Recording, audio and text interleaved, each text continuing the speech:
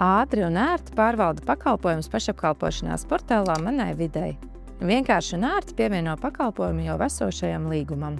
Dodies uz sadaļu Līgumi. Izvēlies līgumu, kuram vēlies pievienot papildu pakalpojumu un spied Skatīt. Izvēlies sadaļu Iesniegt līguma korekcijas. Spied Pakalpojuma adreses pievienošana. No saraksta izvēlies adresi, kurā vēlies pievienot pakalpojumu. No saraksta izvēlies pakalpojumu, kuru vēlies pievienot, spiežot uz plus ikonas. Svarīgi atcerēties, ka atkritumu šķirošana ne tikai palīdz audzēt dabu, bet arī ietaupīt naudu. Nākamajā solī ir jāizvēlās nepieciešamā konteinera tilpums, skaits, izvešanas biežums un konteinera piederība. Savu izvēli apstiprina spiežot Pieteikt. Turpini pievienot papildu pakalpojumus vai spied Noformēt pieteikumu.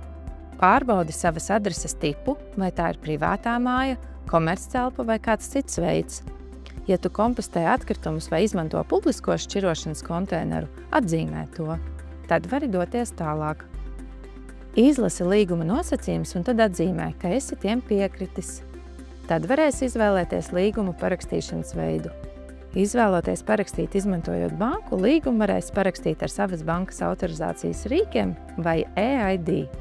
Ja izvēlēsies nodot sagatavošanai, tad līgumu saņems e-pastā un varēs to parakstīt vēlāk savā vērtākajā veidā.